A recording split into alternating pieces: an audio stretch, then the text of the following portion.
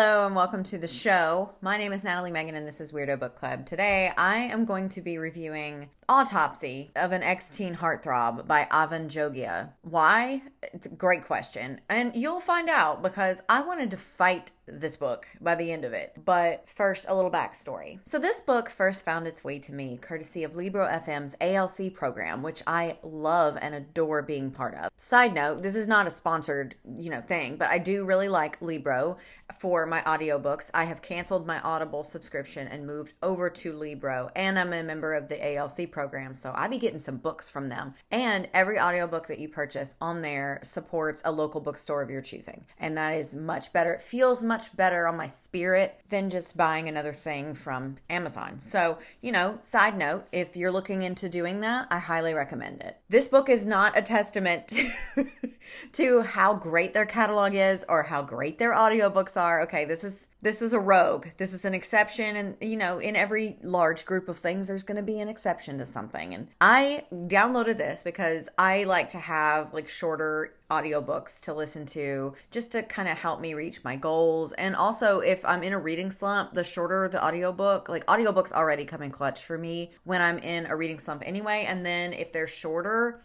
I can just breeze through those and, then I've read a book and I'm out of my slump. But so I downloaded this and I also really liked the cover. The cover spoke to me and I read it and I had some thoughts and some feelings, and I was texting Rachel about it. I was like, I think I hate this book. I think I have to review this book. And then a day later, maybe a day later, I saw that the Celebrity Memoir Book Club had an episode on it. So I listen to it now all the time. It's like my comfort listen. So should any of the jokes that I say here sound like ones that they've said, that's completely possible because I've been listening to this nonstop because I was so glad that I was not the only one that really did not like this book of poetry, if you can call it that. I mean, I guess technically that's what it is, right? I don't know. Anyway, let's just get into it. So first, let's go back to the cover, okay?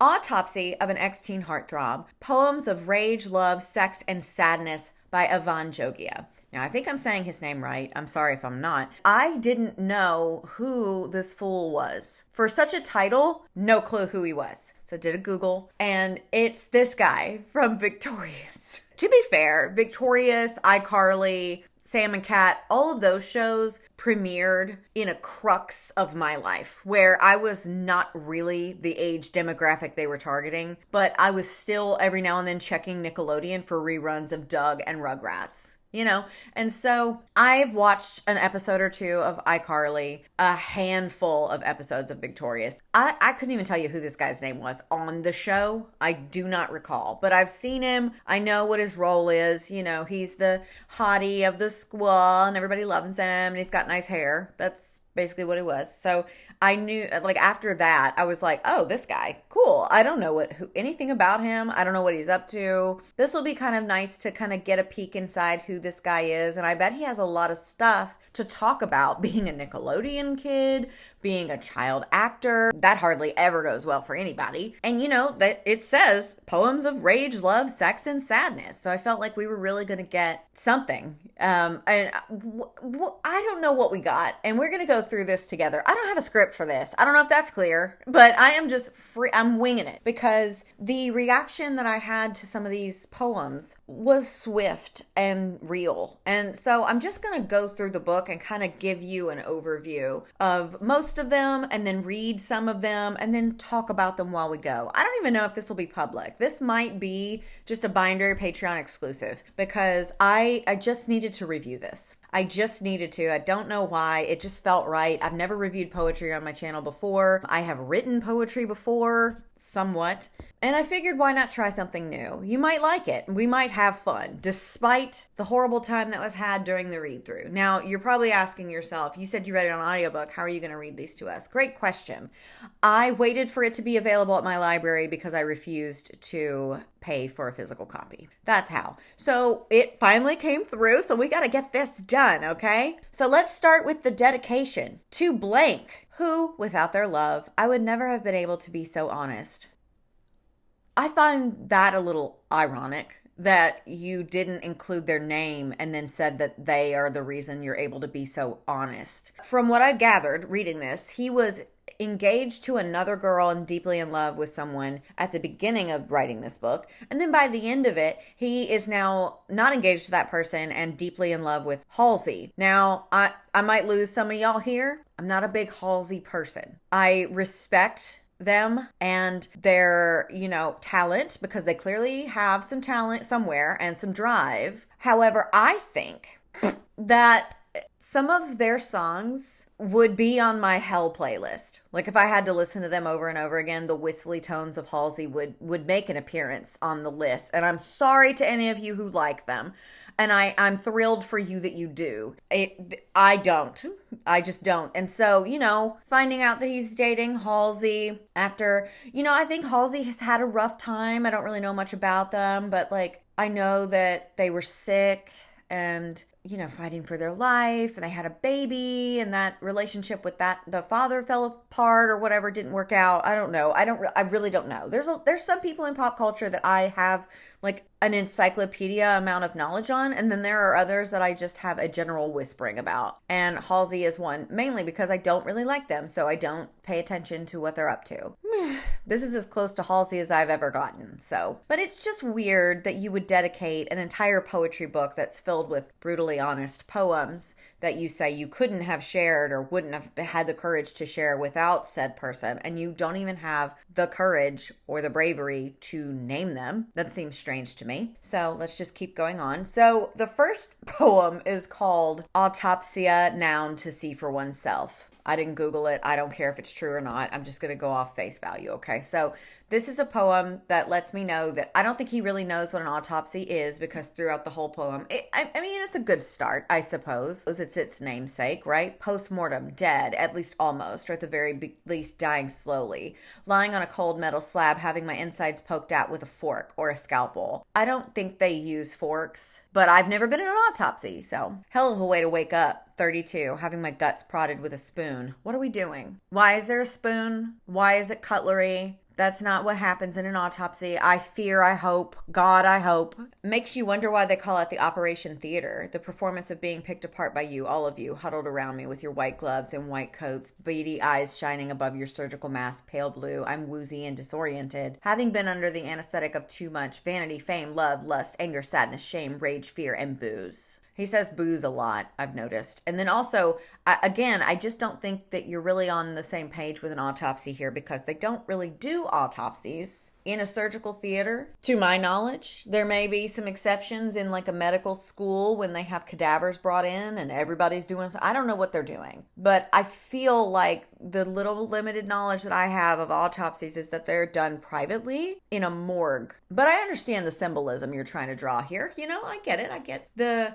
being picked apart, having no part of you that belongs to just you. I understand the imagery. I get it. So he talks about that, he moved to LA when he was 18 and he thought he understood what he was doing, but he didn't, and it's a lot. Then he goes on, for you, standing over top of me, staring down at my naked body, splayed, pulling at my intestines, tugging at my endocrine system. What is that? What is an endocrine system? A complex network of glands and organs. Let's see. Ugh. Okay, so let me go back to this. Tugging at my endocrine system. I just feel like you're doing too much a little here. So the lacerations on my extremities, defensive wounds from trying to protect myself, or my cracked calvarium. What are we doing? What is this word? The top part of the skull. Okay, so we're just throwing big words around. I'm proud of you. Gold star. But let's go back a second. Defensive wounds from trying to protect myself. You didn't have to say that last bit. Defensive wounds, we all know what that means. Defensive wounds are acquired, because you are defending yourself. That's anybody who watches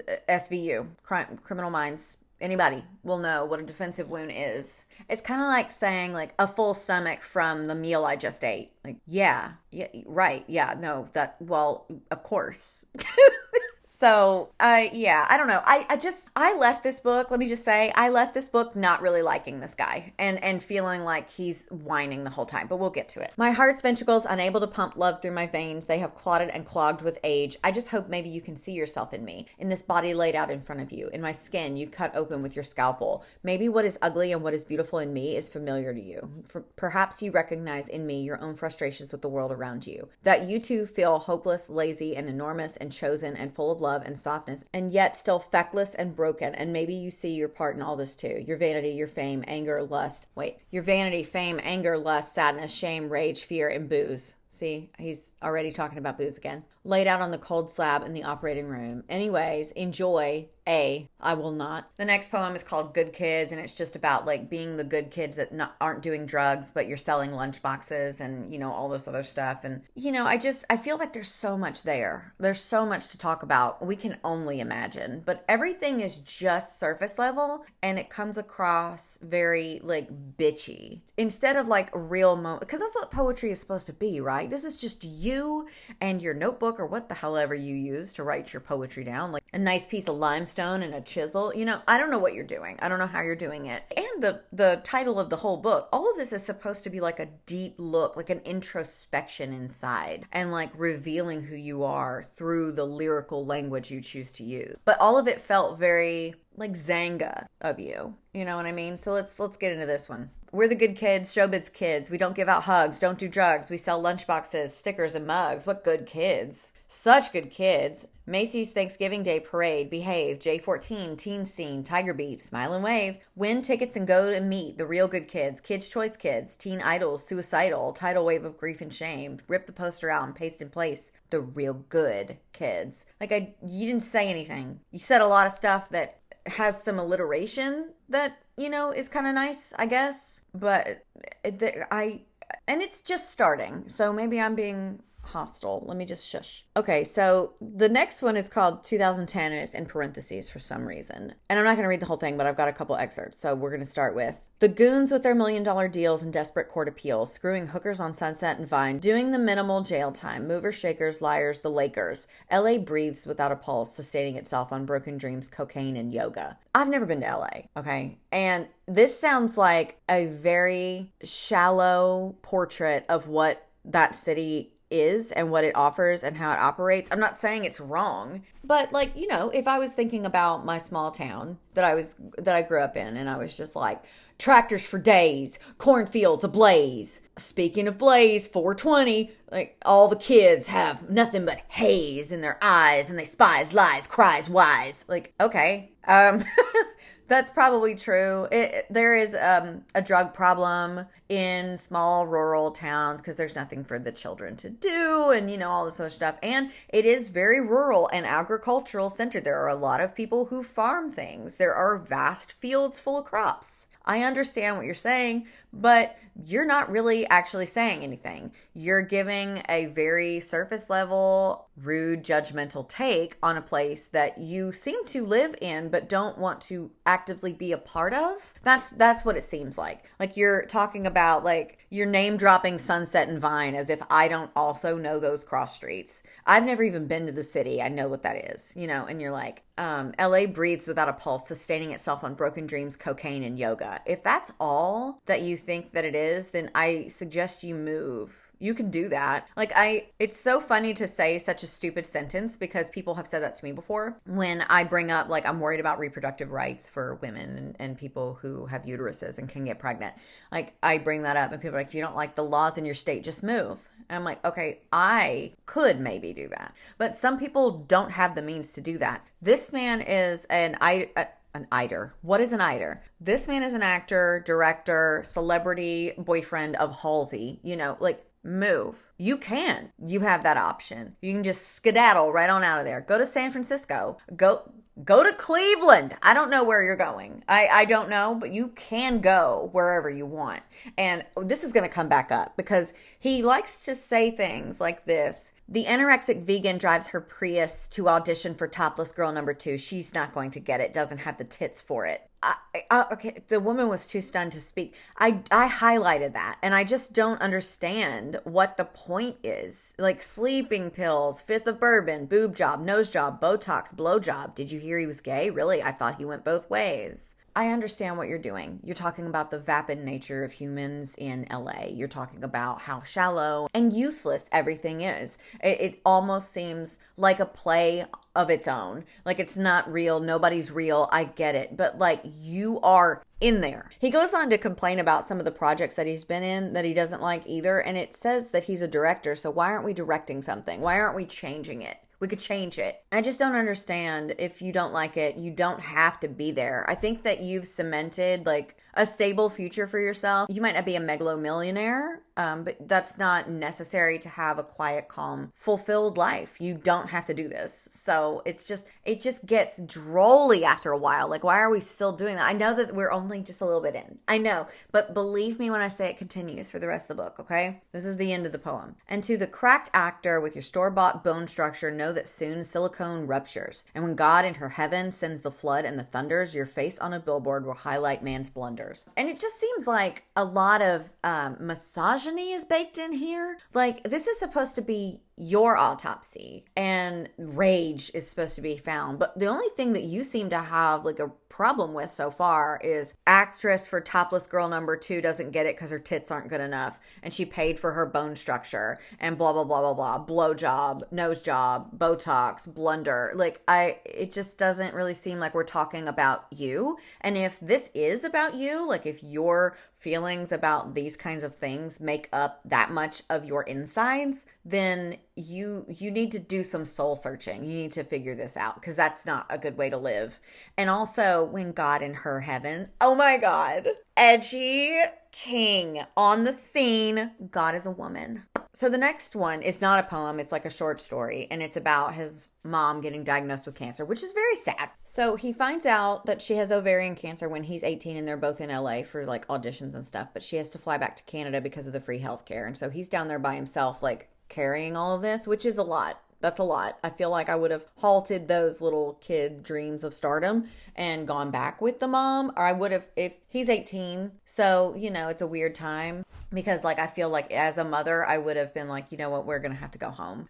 We are going home. This is like a thing. I wouldn't leave my 18-year-old in LA. Here's a little bit of that. I was worried things wouldn't be perfect, that I would still be some tragedy before my life had begun. Tragedy I would carry like a stone in my shoe. The kind of sadness you can see in a person's eyes when they try to meet yours, the kind they try to hide when they quickly look away. I didn't want that kind of pain, and most of all, I didn't want to lose my friend. And this story is called Marathon Runner. And he's just talking about like when he looks back on this time and he sees the job that he was in. I see a complicated time in my life filled with lots of joy growing up with my friends, the newness of what I was doing, but also so much fear, the unknown of life becoming real to me for the first time. I'd never stopped being scared, I don't think. And that's a really vulnerable thing to share. I will give him that. That's a vulnerable thing. Like, I've never stopped being scared, but I don't think wasn't really necessary.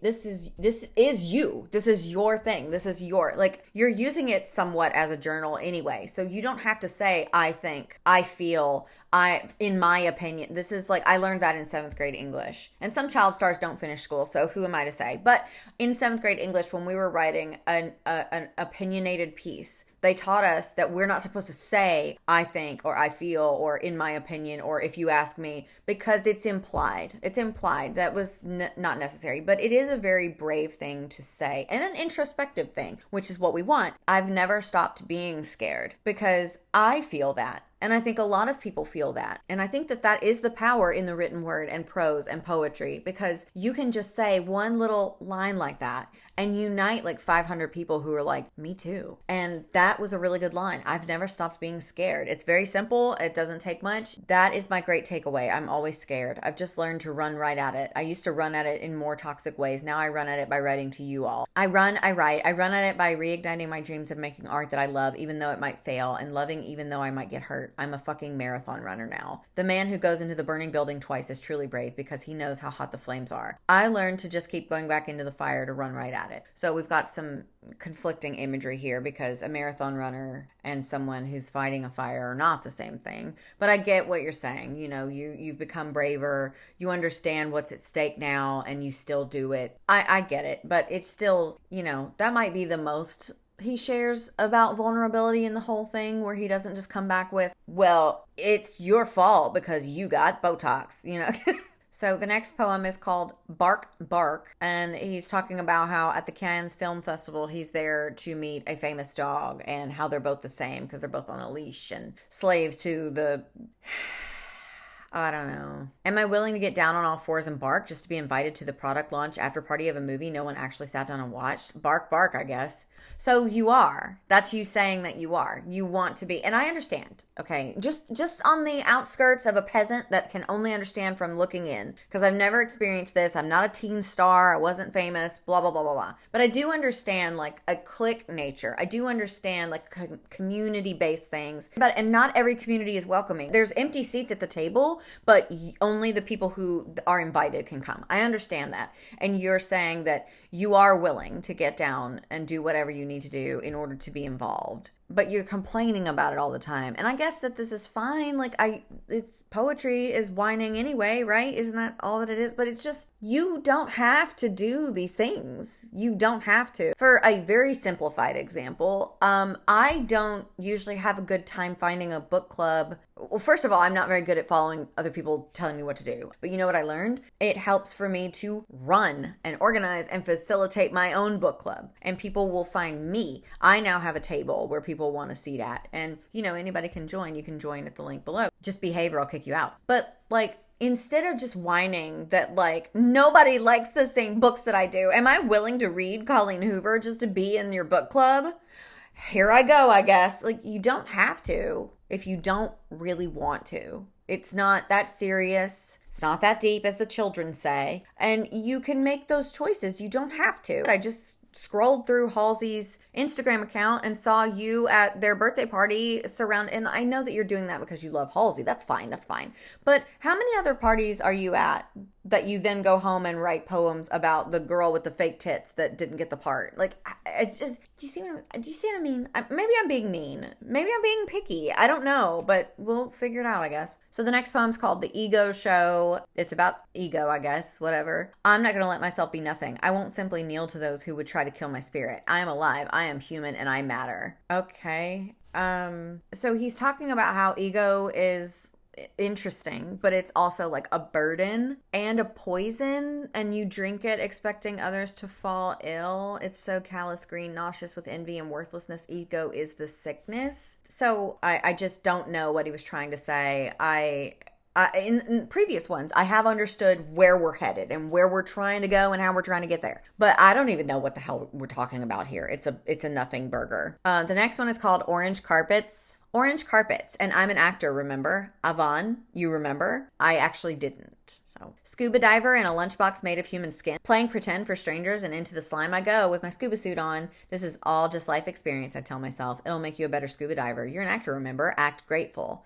So that last line there, you're an actor, act grateful, is poignant. I like it. I think that that's really evocative of the experience of being an actor. It's like, and with any job really, like even I doing my dream job, doing this kind of shit for you, or before when I was making art and selling my stickers and stuff, like I was in full control of my job. I was the boss. I was the face. I was everything. I do everything. And that gives me the ability to be home and available if and when my children need me, or when they have a sick day, or I have to go to the doctor, all of these other things.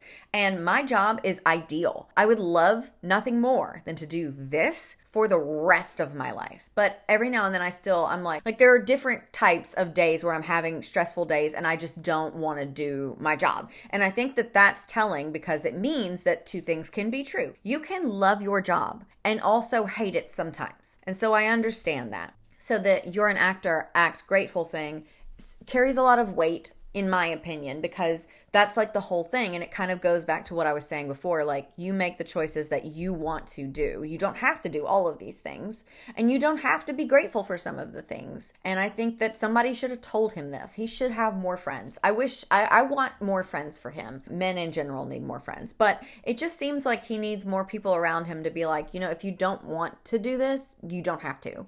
You can figure something else out. And it's a weird, like, crossroads that you're at when you are in a career that you have chosen and you've sought out and you're doing well at it, and you start to get bogged down or feel burnout, and people are like, well, just be thankful. Your job's great. Like, that's not helpful. So I understand what he's saying here and all this other stuff, but it's still just, I don't know. Maybe this wasn't meant for you. Sometimes you get gifted someone else's dream. No bitterness, just an observation. Wake up, big smile. I'm not a human being. I just play one on TV. I also thought that was funny. And it goes into what he's been talking about this whole time. It's just, there's not a lot of meat in this sandwich. You know what I mean? And I feel like his like metaphors and allusions and things that he's using to write these poems keep overlapping one another in a way that is just not. So when I'm reading poetry and I encounter like one that's really good, I feel like it has a natural rise and fall at certain points when things are more intense, and then it kind of levels out and it smooths itself, and it just has this really good pace and flow to the whole thing. And when he's overlapping his metaphors and his similes and his allusions, it jolts me out of it. It just like, it's like a little zzz,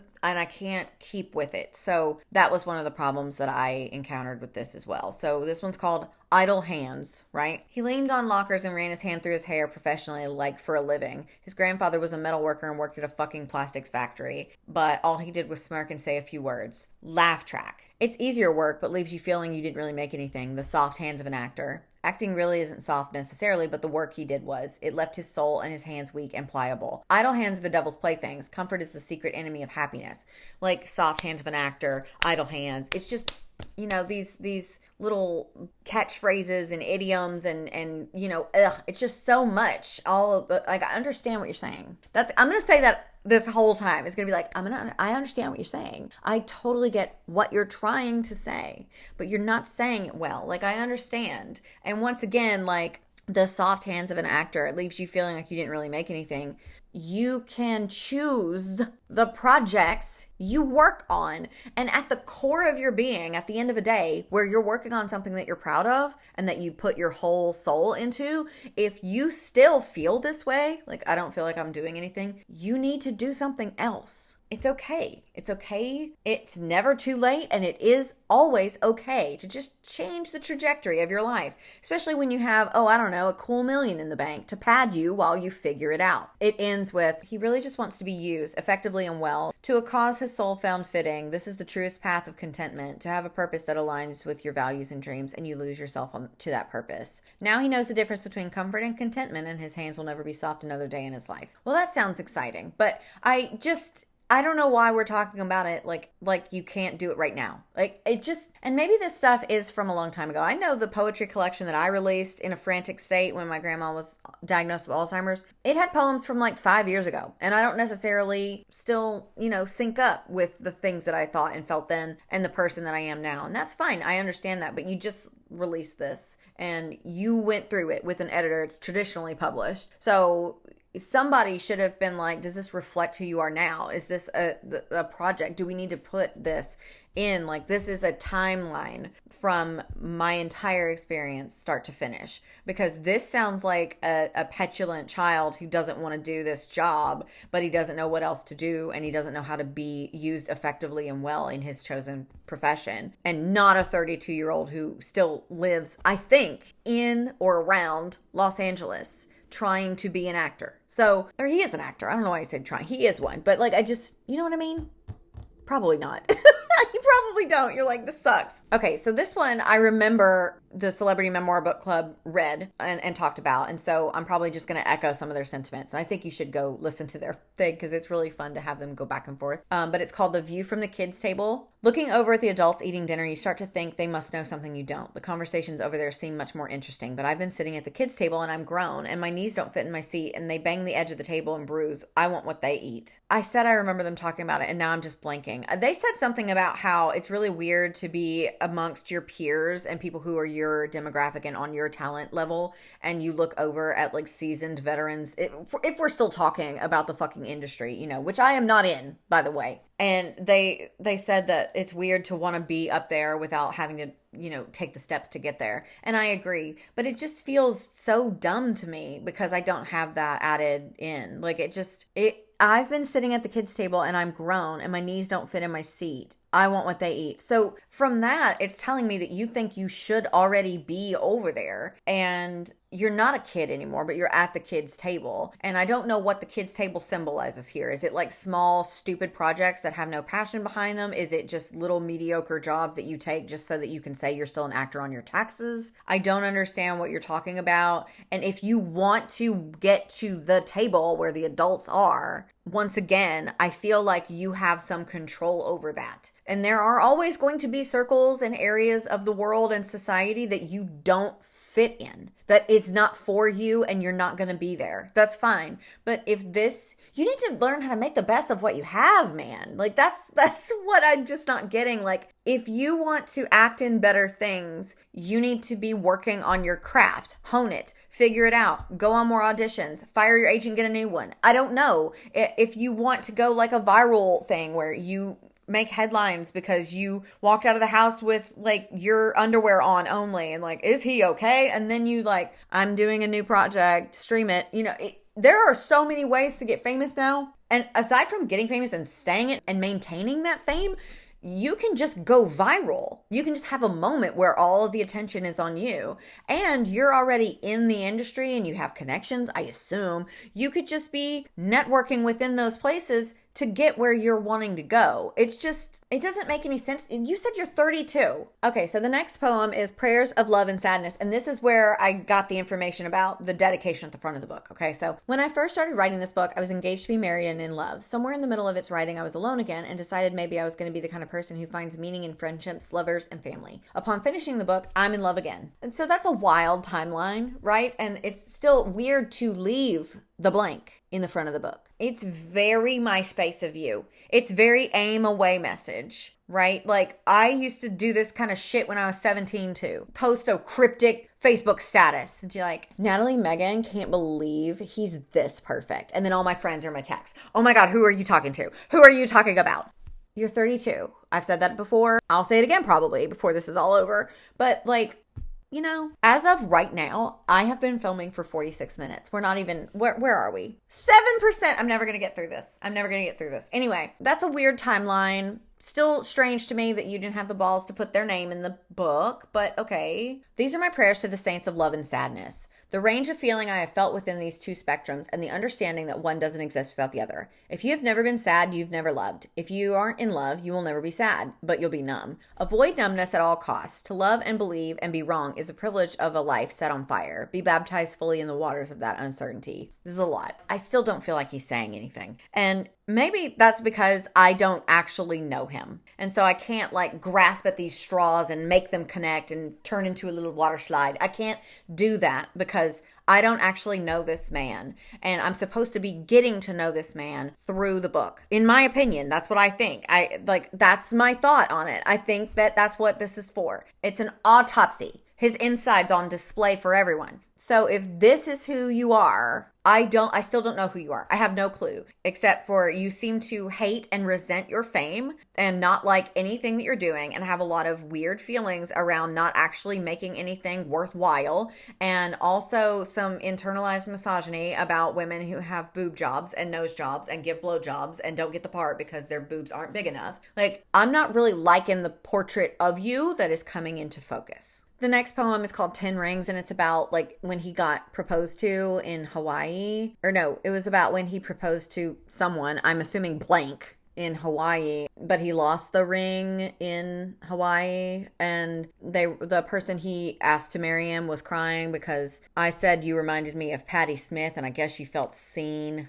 we've been fighting for weeks and I admit I was weak. I lost the ring you gave me in a sea in Hawaii. I don't know. I don't have anything to say. The next one is blur person. When I was a child, I dreamt of my wife. The type of child's dream you spend your whole life making right. I saw a woman beside me, the lady of our house, and she wears a dress I can just make out as green. And we live in a castle of gray and white. I can see that her lips are moving, but I can't quite hear what she's saying. She vaguely sounds like she's praying, and our children run like wolves through the halls of our home, swirling around us through the grounds, down the road and out of sight. And I think she's looking at me, but her face is obscured, a blur of pure love and of light. I hate that. A blur of pure love and of light. Of love and light. That's fine. That would have been fine. Until I saw your face and it sharpened. You are the blur person from my child's dream. I think you mean from my childhood dream, because if you have a child and they're dreaming of their future wife and you're saying that you're looking at your now wife and that's your child's dream of a wife, that's a little weird to me. And I don't like the way that, what are we talking about? I can see clearly that the dress you have on is of emerald, your mother's, I believe. What are we doing? And you're looking at me as your eyes start to well up, but you don't seem to grieve. And I can hear the words from your lips start to form, the sound on my face like a breeze. I can see you, you say. I've looked for you my whole life, you say. You're not a blur to me now. What a relief.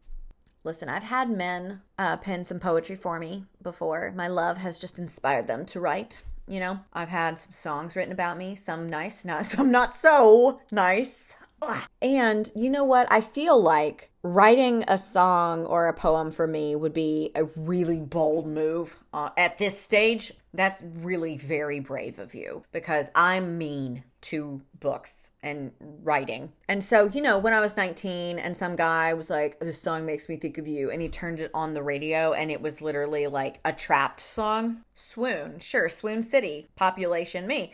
But We're in our 30s now, Avan, and I don't really like this. It just doesn't seem, first of all, it's not written well, one. And then two, again, I understand what you're trying to say, that you've dreamt of this woman your whole life. And now that you have her, that woman from your dreams and this woman merge in real life, she's come into focus. It's been her this whole time. I understand that. And that's beautiful. It's a beautiful little sentiment. This, however, is not beautiful. It's clunky and dumb, and I don't like it. Blur person part 2 is next. I didn't need a part 2. I don't know if you could tell by my face, but I didn't need a part 2. Okay.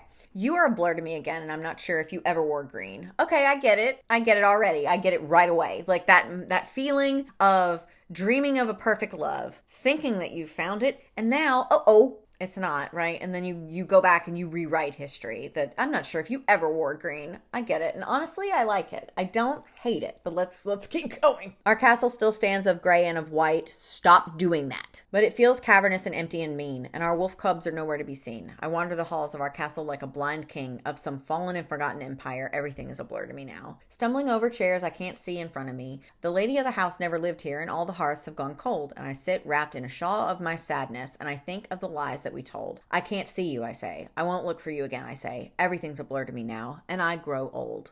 Once again, I feel like the bones of this whole situation are very desirable. I really like this whole picture that you're painting of like dreaming of the perfect partner, thinking that you found them, feeling just relieved that they are here and now all your dreams are going to manifest in front of you. And then it doesn't work out and now you're alone and you don't even really know what you were seeing to begin with. And it's like, I like it. It's like a mirage, you know, like you see the mirage, you go closer to it. It's not real. You have to reevaluate how you got here. I understand and I like that, but it's just not, I don't know, man. So the next one's called Crying in Bars with You. I can't stop crying in bars with you. We've been doing it since we met, since our souls met. Swirling as one, our faces wet with tears from crying in bars with you. I don't like that at all. I don't think that it has a good flow. And then also, since our souls met, shut the fuck up. And sure, the gin helped a bit, but I'm glad my soul gets to spin round the wheel with you. The cosmic chance of it all, that I was born in this age, and of this age to be in love with you. We cry in bars together because we both know it's true. Whatever happens, if the world explodes tomorrow, my soul is for you. We should probably pay the bill and get out of here before everyone drowns.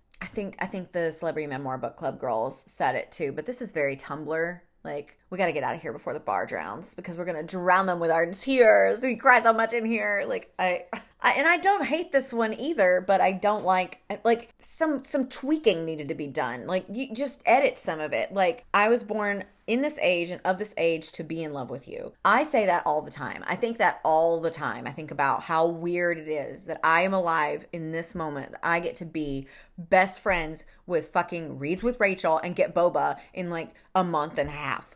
Ugh, what a life. I could have been born in the Middle Ages and dying of leprosy.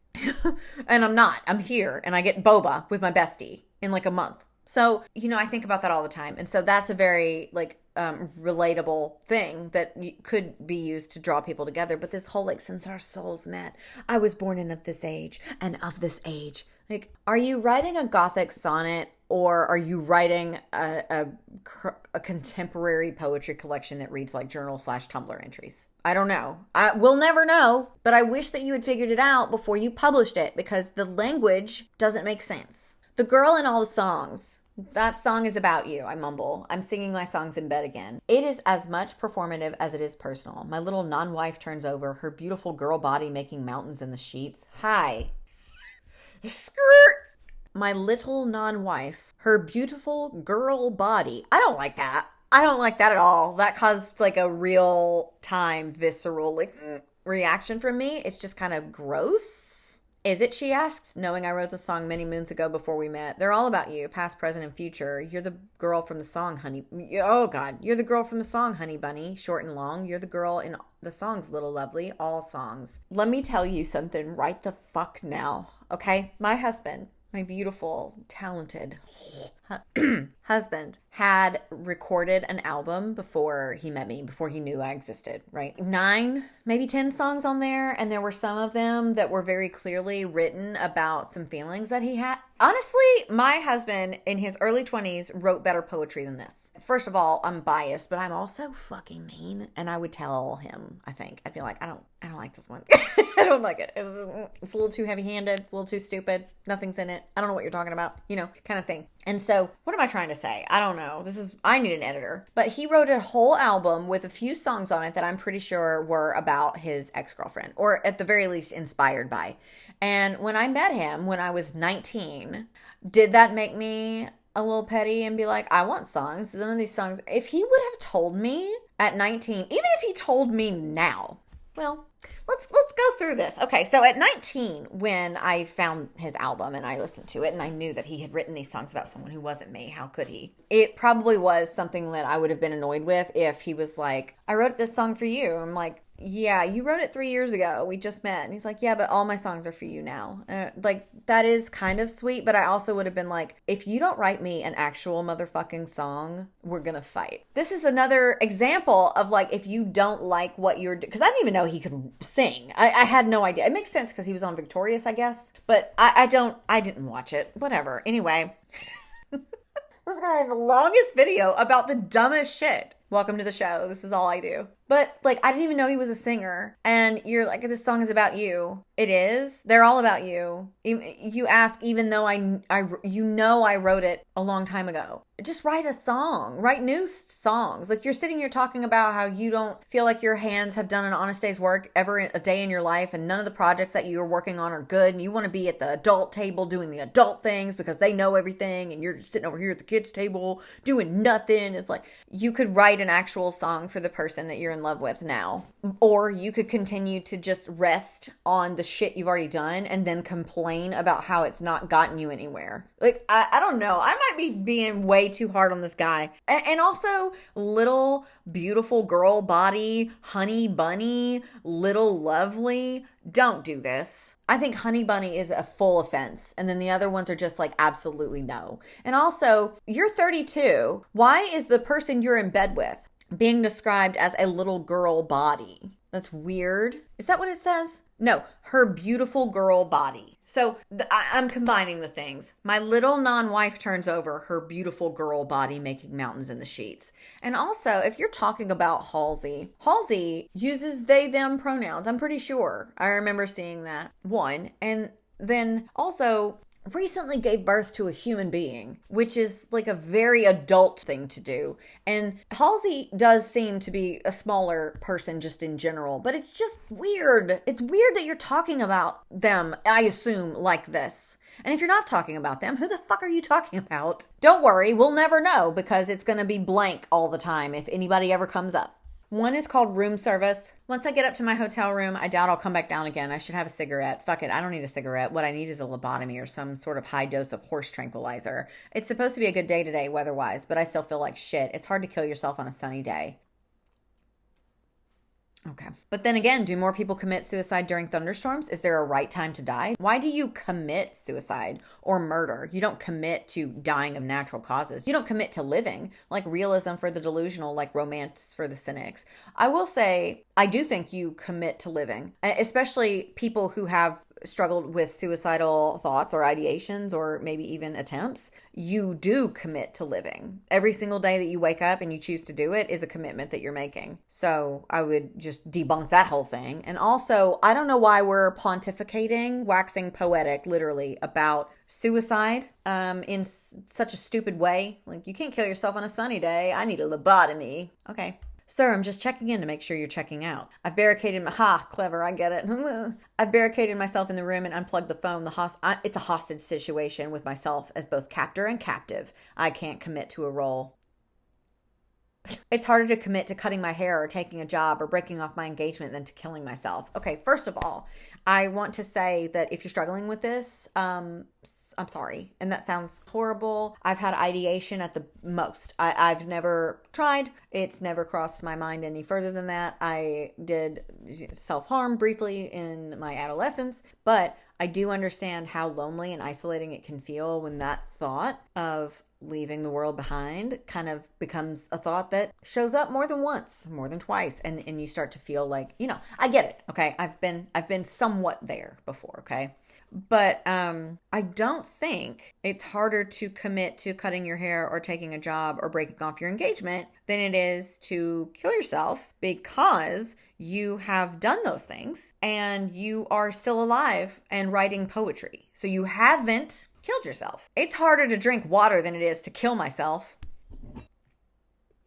No, it isn't. Anyway, the poem wraps up with room service delivering whatever his food is. And he's like, death row food order, my last meal. What do you want in your stomach when they cut you open? I got a cheeseburger, a pizza, and a salad. Couldn't decide. So I think at the core of this poem, he's talking about being in that kind of a place and having that kind of a decision that you think you have to make and not being able to, choose one way or the other. I would argue that when you choose to live, you are making a choice, and it might not be the choice forever and you might struggle with it and it might happen again, but that is a choice that you're making. So you did decide.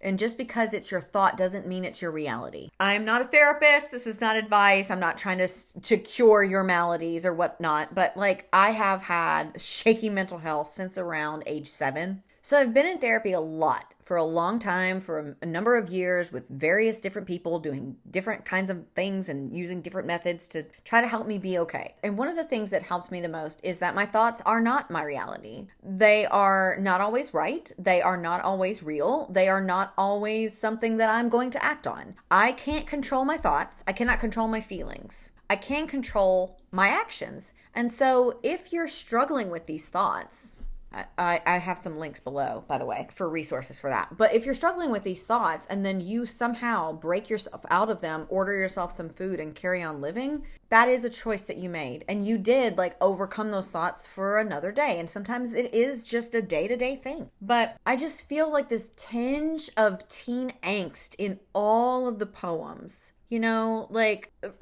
my God, I skipped over this. So he's talking about how the internet would just have a party if he died, and people would be the living autopsy of the internet playing out upon my death. What did his tattoos mean? How big was his dick? The coroner's report reads like a fucked up J14 quiz. And I'm not discounting that because we've seen this already. We saw it recently with people being really crude about the death of Liam Payne, TMZ posting post-mortem pictures of Liam Payne. But we've also seen it with Britney Spears when she was having some of her meltdowns. There were photos of all of it. Anytime she went outside and didn't have underwear on, we got a crotch shot. Anytime she was crashing out, we got a picture of it. There are pictures of her looking so sad in the back of an ambulance when she's being loaded in for some sort of a mental health crisis. I can only assume, I wasn't there. But like, I get it, but you're writing poetry, not a MySpace bulletin. I just feel like we should have cleaned these things up. I understand your anger and your rage, as you said we're going to be in here, but like, it seems so bitchy. And maybe that's on me. Maybe this is just my interpretation and it's all wonky, but it's just not,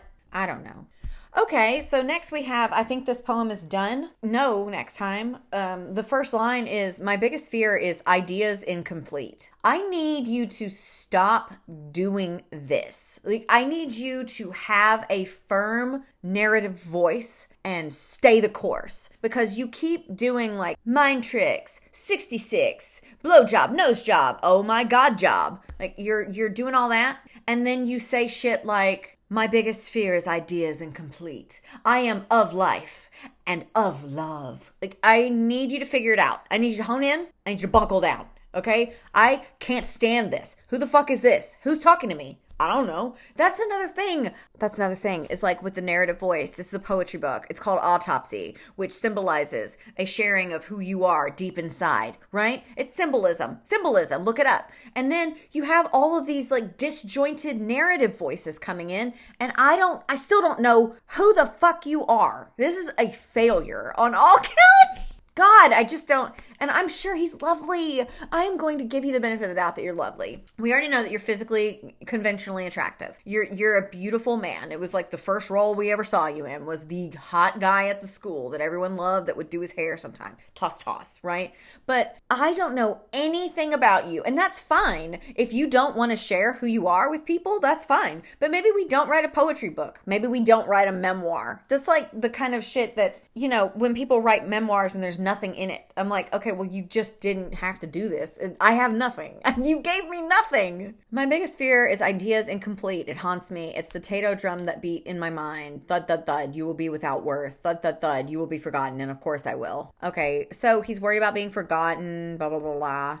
Oh, geez. Yeah, I remember them talking about this one in the podcast. So the hunter problem. All of my idols were bastards and drunks and addicts and assholes. I think young men have a problem. I call it the hunter problem, as in Thompson. The only way masculinity allows for sensitivity is to be suffering from it. Sensitivity. To be dying of it. Drinking your feelings into expression through aggression, art through constant tension. Young men cling to these people because even though the world doesn't allow men to be vulnerable, the world allows a drunk to be, or an addict, or an asshole, in a way of maintaining your manhood while exploring the depths of your feelings in public. As I've gotten older, this mattered less to me. I don't place the same value I did on this mythologized manhood, this monster that has maimed and tamed men's expression, this prison. I think it's important to mention my heroes have changed. The old boozy boys all bore me now. Show me a hero who has maintained, who has felt all the rage and has a wife and kids and a life and doesn't see their existence as caged. Show me a hero who can go the distance. Show me a hero who's aged. I do think that men have a problem. I could probably talk about this all day with like literally no facts, just vibes, because I've experienced men for 37 years and I've seen different kinds of men from different backgrounds, different ages, you know, different races, and they all struggle with something, but everybody struggles with something. So I do understand once again what he's trying to say here. It's just, there's not much to it as per usual.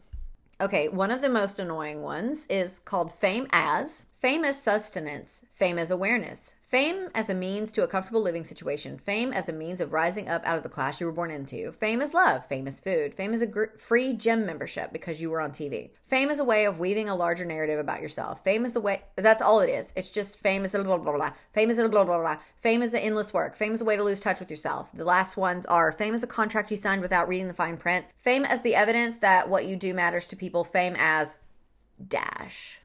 TBC, to be continued. There's one called Curtain Call. The fear of faded beauty, worse than ever having beauty at all. You fear the falling of your face before your curtain call. The nymphets pointing from beyond the footlights, cackling with their pretty nubile throats. Is that how you say it? Nubile. Oh my God, I'm so smart. Your fear of faded beauty, flabby necks, and feet of crows. God damn it. Stop doing it. Wrinkled hands and crooked nose. You'll be breathtaking when your beauty goes. I'm told freedom gives you quite a glow. Hold on, my Alexa's trying to tell me to eat. This reminds me, I need to buy groceries. Some peanut butter. I'm going to take a break and eat in a minute. And then he has a poem called Tinker Bell, and it's just misogyny. She looks up from the mirrored table and says, I just like the way cocaine smells.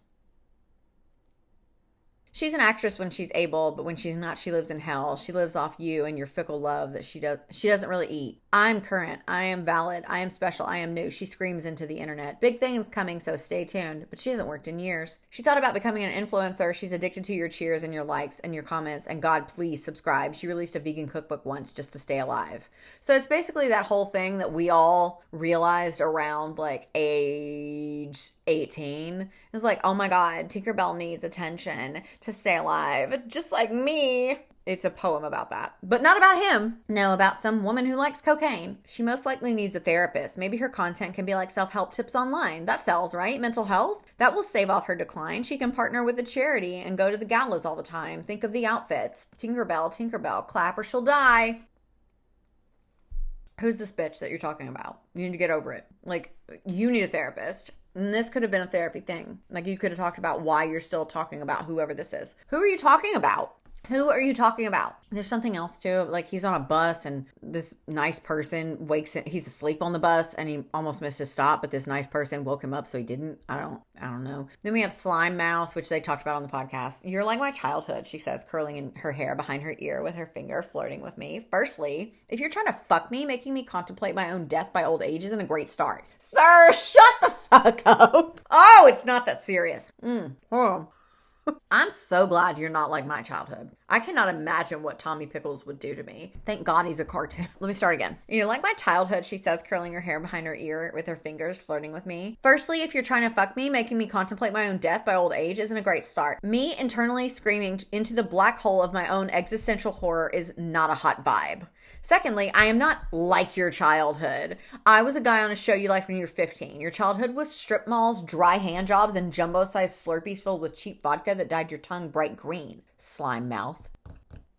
And the girls on the podcast said this already. Like, sometimes people just say shit. Like, nobody knows who you are. That's all they know. And they see you and they want to connect with you. So they say shit, you know? And also, I didn't know that when your book said that there was like sex, booze, rage, love. Like, I didn't know that the rage was like at everybody. Even people who like you. Because I gotta tell you, honey sunny, you are not my childhood. But even if I said that, that's as far as it goes. And even if she was flirting with you and wants to like sleep with you, I don't think that most people's mind just goes straight into the blackness you just trudged through. Like, making me contemplate my own death isn't the hot vibe I'm looking for. Okay. And your childhood was strip malls, dry hand jobs, and Slurpees. Okay, well, you know what? The next time I'm at a 7-Eleven, I'm going to let the Slurpees know that they were my childhood. You're assuming a lot. You're assuming a lot of this person who was just saying something nice or neutral. It's a very neutral thing.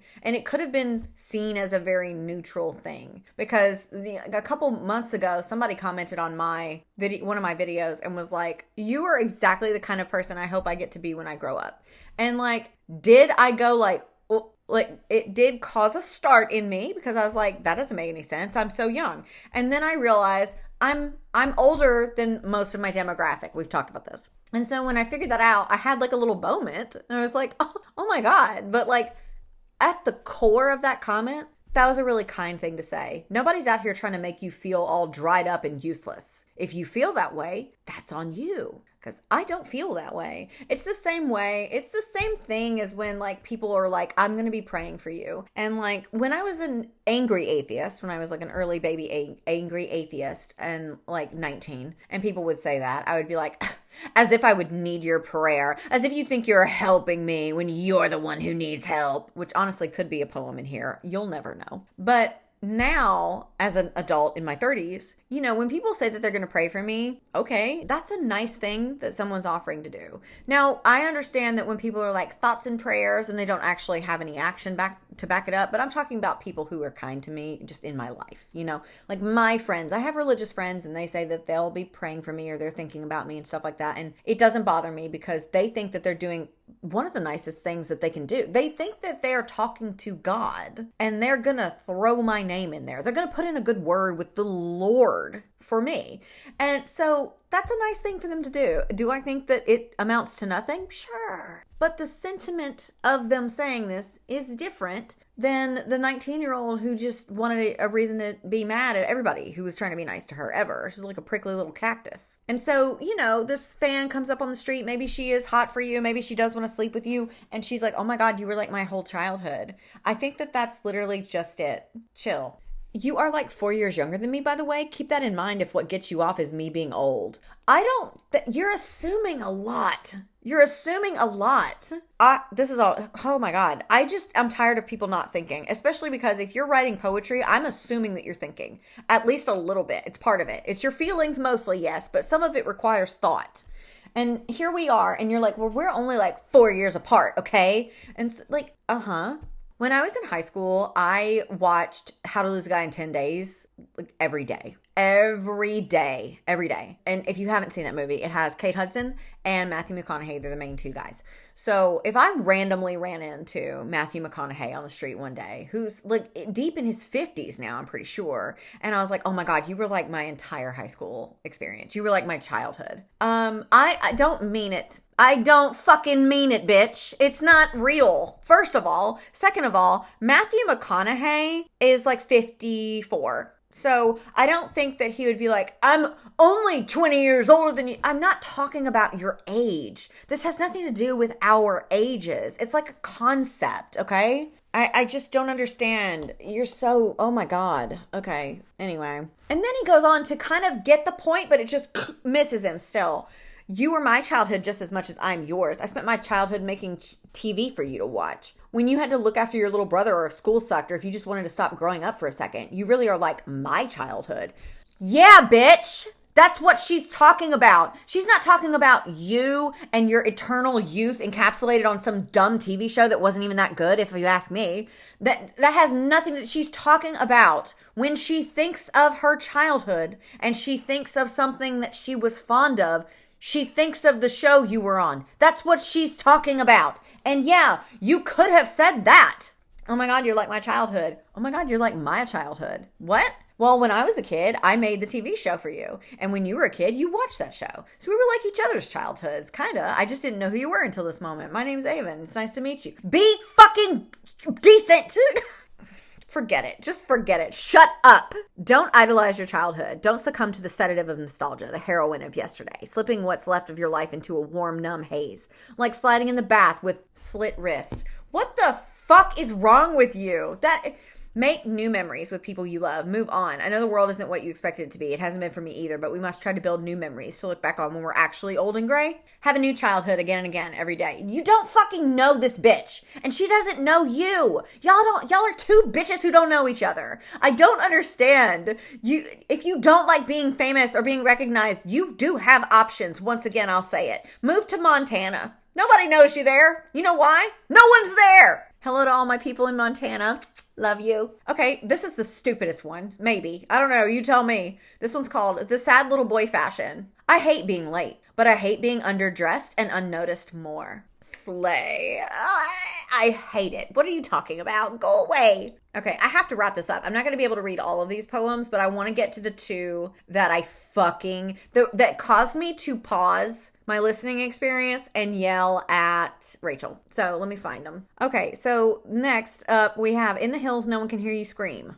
There's always someone doing construction to their home in the hills. I wake up to the chatter of jackhammers and the roar of forklifts. This is Hollywood. Everyone's always self-improving. You can always make something better. You can always make something more you. Rip out the 1920s bathroom and put in an AI-assisted shower with a sunroof. You can always update and improve. I live here too, in the hills. That's something I'll never get used to. So he does fucking live in LA. Something I'll never get used to. Move. You don't like it here. You don't like it. Move. I'm an adult. I need to calm down. I grew up in government housing, and when I first got to LA, I lived in a trailer in the valley behind some guy's house. He was a hoarder, so trash was everywhere. To get home, I'd climb over piles of scrap metal and busted bathtubs, and bags full of empty cheap wine bottles. Here in the hills, there is no trash. Armies of maids march up the hill every morning and march back down again when the sun sets, carrying bags full of garbage For your consideration, DVD screeners they used to send to the Academy members, so they know who to vote for when award season comes. In the hills, nothing gets dirty, at least not on the outside. Also, there's the alarms. That's something no one tells you about when you live in the hills. When you finally make it to the top, the alarms never stop ringing. Some rich guy's assistant who can't remember the door code. It's not her fault. She's being worked to death. That or someone who's broken into the house next door and brutally murdered the entire family that lives here. It doesn't even matter. I'm not going to check. No one in the hills checks on each other. Alarms blare for no one. In the hills, no one can hear you scream. Sharon Tate springs to mind, sprawled out dead on her marble floor. Your neighbors aren't checking in on you. What the fuck is wrong with you? Why would you... In the hills, no one can hear you scream.